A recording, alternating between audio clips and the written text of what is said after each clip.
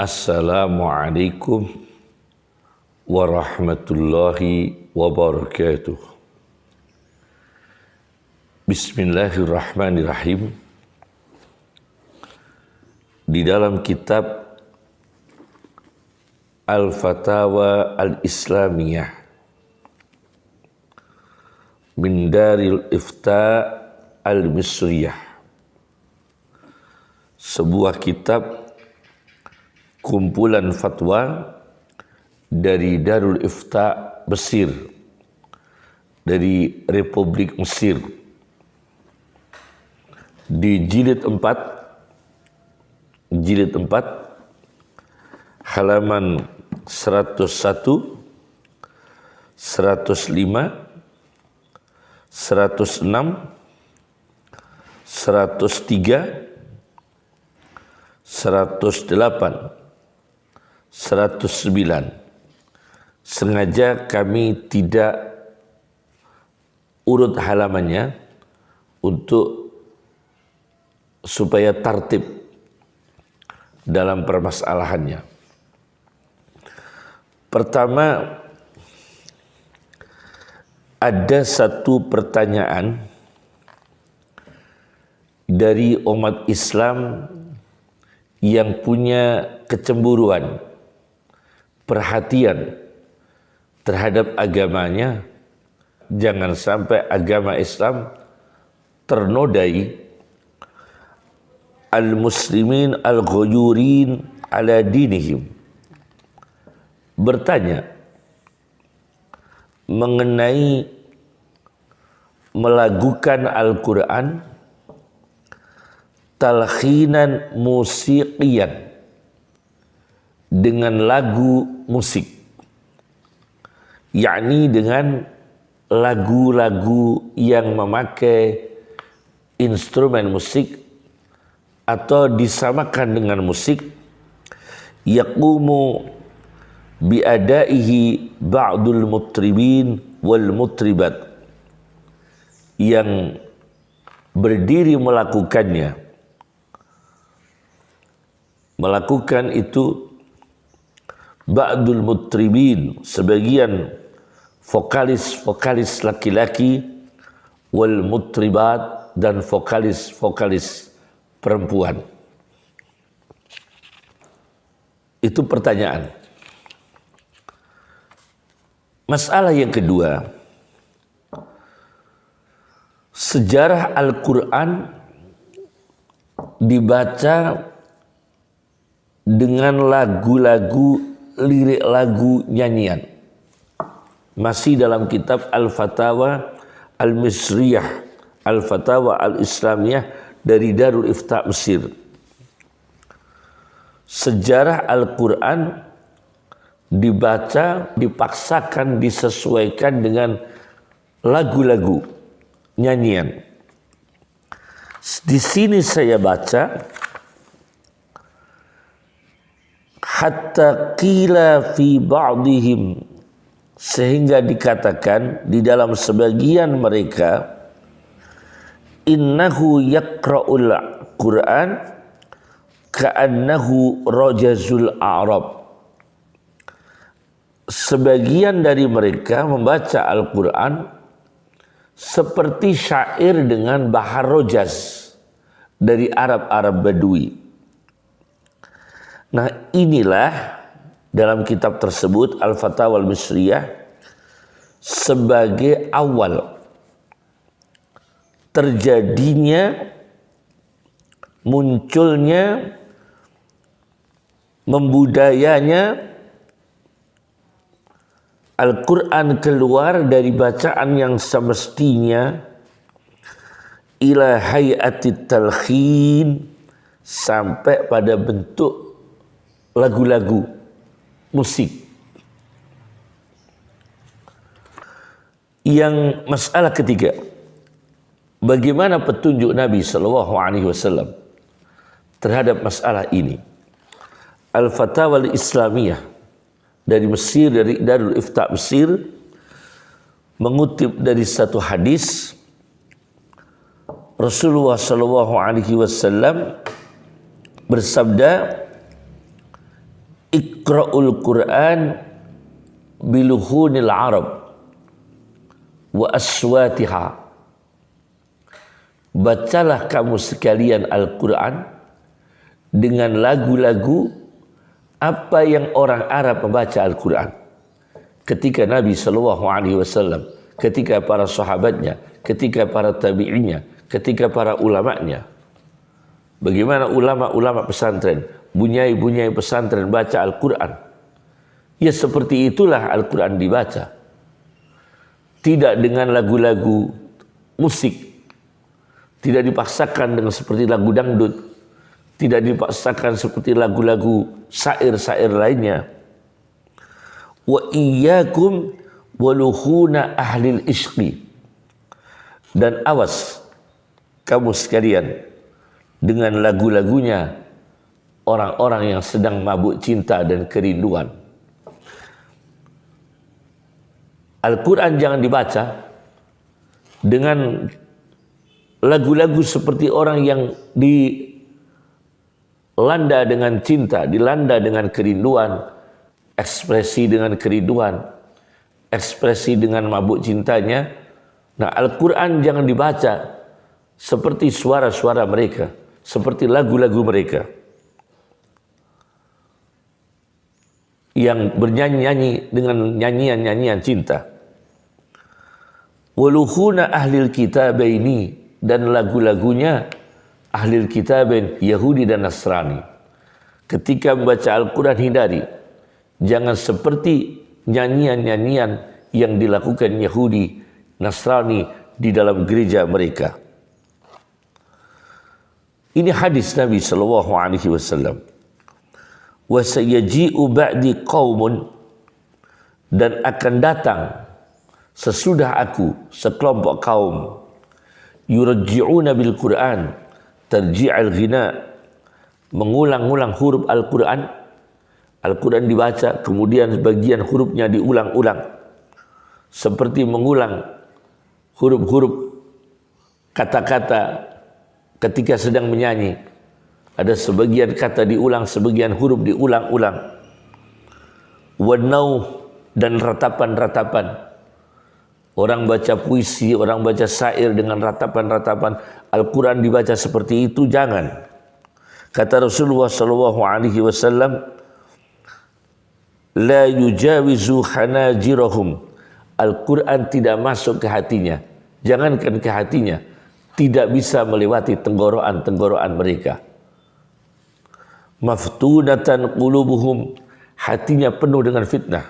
Wa qulubul ladina yu'jibuhum sya'nuhum, dan hati-hatinya orang yang mengagumi perilaku mereka, yang mengagumi cara mereka, yang mengagumi perkara mereka, yaitu membaca Al-Quran dengan lagu-lagu musik, membaca Al-Quran dengan lagu-lagu syair-syair, ratapan-ratapan, orang yang jatuh cinta, orang yang rindu, orang yang baca Al-Quran dengan lagu-lagu Yahudi di gerejanya, Nasrani di gerejanya. Ini tidak boleh dilakukan oleh umat Islam terhadap Al-Quran. Hadis ini dikutip oleh Fatwa Islamiyah Darul Ifta Mesir, mengutip dari kitab Nawadirul Usul. Nawadirul Usul fi ma'rifati ahaditsir Rasul, karya Hakim At-Tirmidzi. Bedanya begini, kalau di dalam kitab Fatwa Islamiyah Mesir ini cetakan Kairo, ahlil iski, ahli rindu cinta, lagunya jangan ditiru.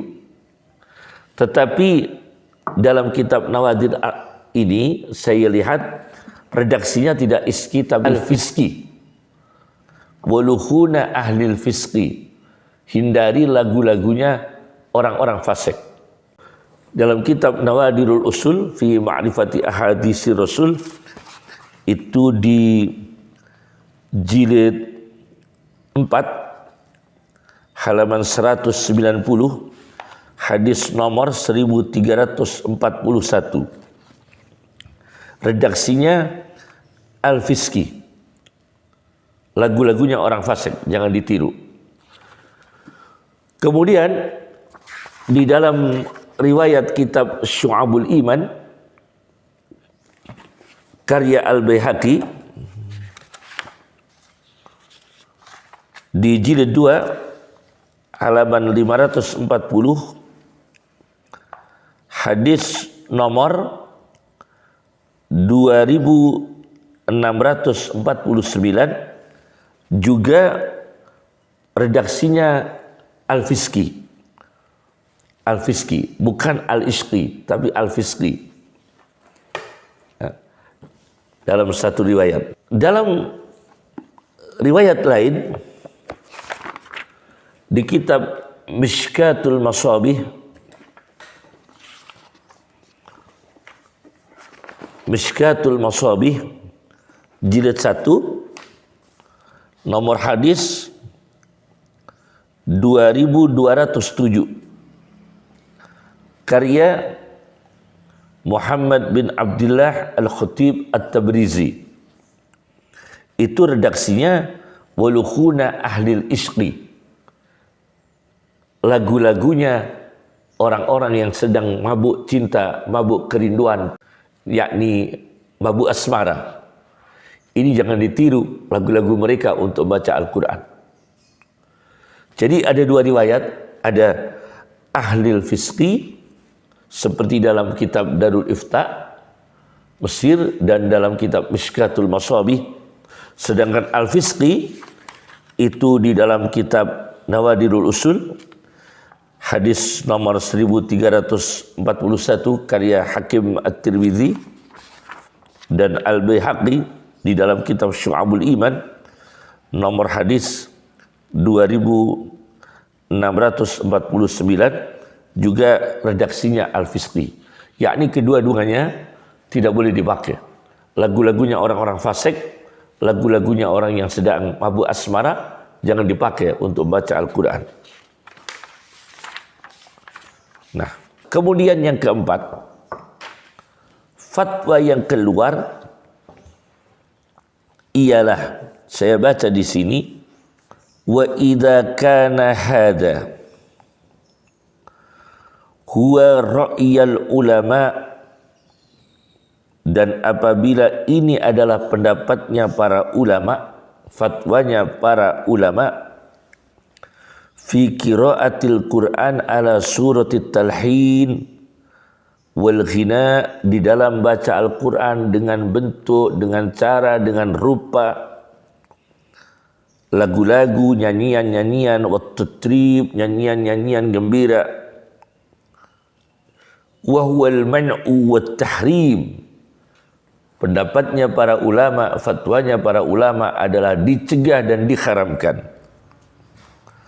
Maka fa innahu minal maqtu'i bihi, maka sesungguhnya yang diputuskan annahum yukharrimuna bil aula, sesungguhnya para ulama mengharamkan dengan kias aulawinya, analogi aulawinya. Bagaimana mengharamkan?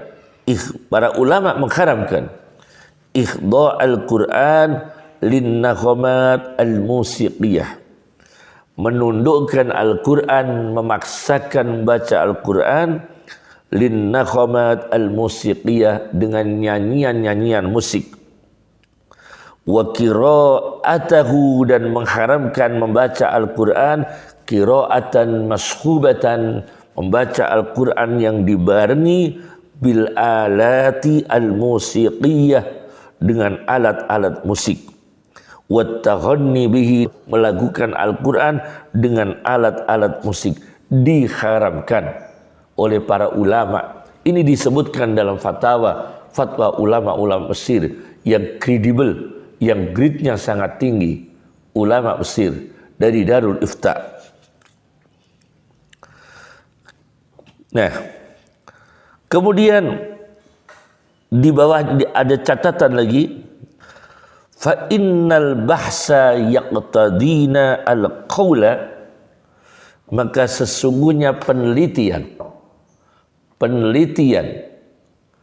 menunjukkan, mengharuskan kepada kita al-qaula, mengatakan, mengfatwakan biman'il ghina bil Qur'an wa talhinihi talhinan musiqiyan, melarang, mencegah melakukan Al-Quran, menyanyikan Al-Quran dengan lagu-lagu musik, wa isma'ihi linnas minal mukri'in, dan mendengarkan bacaan-bacaan itu di depan umum, lebih lagi karena itu mungkar, dibaca sendiri dengan alat musik kemungkaran, apalagi dibaca di depan umum, di depan publik, di depan banyak orang.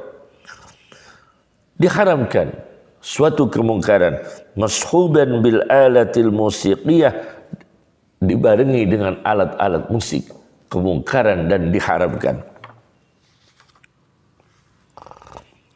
Nah, ini masalah yang keempat.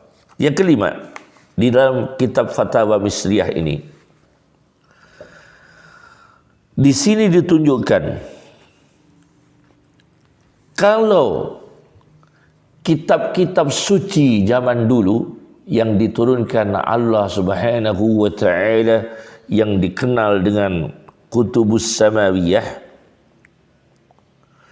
itu mengalami distorsi oleh sebagian orang, sebagian manusia yang hipokrit, yang khianat terhadap kitab sucinya Allah Subhanahu wa taala. Kemudian mereka melakukan distorsi atau tahrif.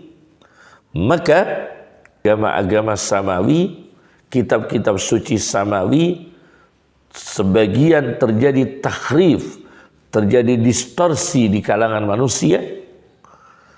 Maka di sini disebutkan dalam Fatwa Misriyah Darul Ifta Mesir, fa innana idza ajazna qira'atal Qur'an mulahhanan talkhinan musiqiyan, maka sesungguhnya kita, fa innana idza ajazna, apabila kita memperbolehkan qira'atal Qur'an, membaca Al-Qur'an, mulahhanan talhinan musiqiyan, dinyanyikan dengan lagu-lagu musik, wa sami'ahu mashuban bi alatil musiqi, dan memperbolehkan mendengarkan Al-Quran yang diiringi dengan alat-alat musik, nakunu qad waqa'na, maka kita sungguh terjerumus, jatuh, fima waqa'a fihi khairuna, di dalam apa yang terjerumus selain kita, yaitu khianat terhadap kitabnya Allah Subhanahu wa taala, wa harrafna kitaballah, dan kita juga distorsi terhadap kitab sucinya Allah Subhanahu wa taala, wa baddalnahu, kita berarti juga mengganti Al-Quran, karena Al-Quran kemudian seperti syair, karena Al-Quran kemudian seperti lagu-lagu musik, karena diiringi dengan alat-alat musik. Ini sama terjadi distorsi. Wa fi dzalika duyauddin, dan dalam perkara itu, dalam perilaku itu, perbuatan itu, duyauddin, menyia-nyiakan agama, wa halakul muslimin, dan kerusakan bagi umat Islam apabila mengikuti cara mereka. Maka wajib bagi ulama untuk mencegahnya. Di dalam kitab ini wajib bagi para ulama untuk melarang, mencegah kullaman tuhaddisuhu nafsuhu, seluruh orang yang didorong, yang dibisiki oleh hawa nafsunya, bi ayyaqra'al Qur'an mulahhanan talkhinan musiqiyan, dibisiki oleh nafsunya supaya membaca Al-Quran dengan lagu-lagu musik. Ini ulama wajib mencegahnya. Jadi jelas hukumnya haram, ya. Karena Al-Quran itu bukan syair, bukan syair. Syair itu kalau dalam bahasa Arab, kalau dalam bahasa Indonesia syair, bukan syair Al-Quran itu. Nah, yang dipakai instrumen alat musik itu kan syair. Prosa tidak pakai alat musik.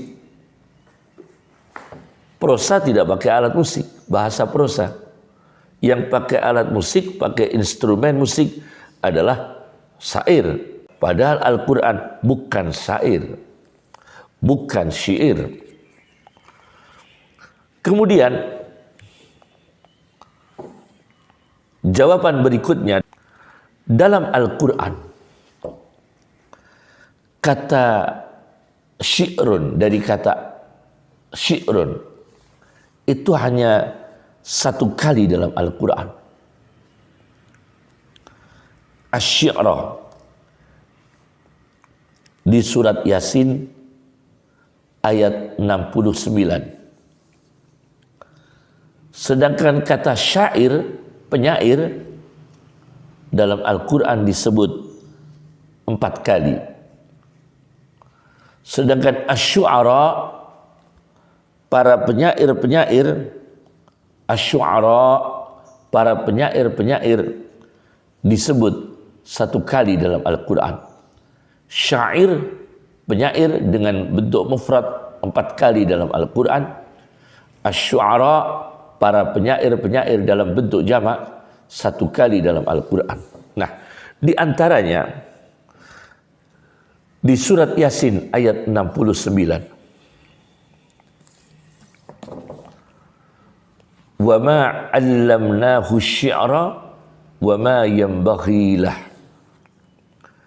Dan aku tidak mengajarkan Muhammad syair atau syair, dan tidak patut syair bagi Muhammad sallallahu alaihi wasallam.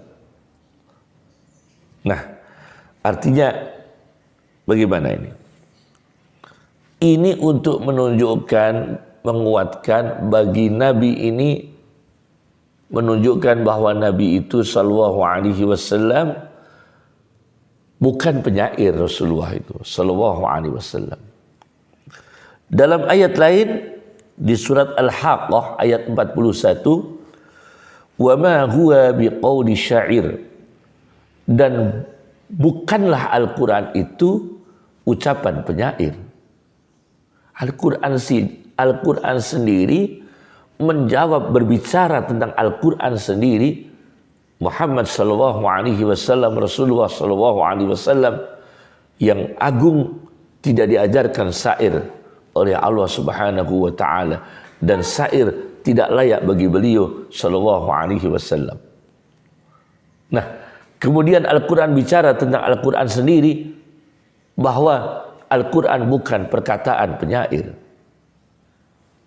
Oleh karena itu saya baca dalam tafsir Qurtubi, Al-Jami' li Ahkamil Quran, karya Al-Qurtubi, di juz 15 halaman 54, diceritakan di sini suatu ketika Sayyidina Umar Amirul Mukminin radhiyallahu anhu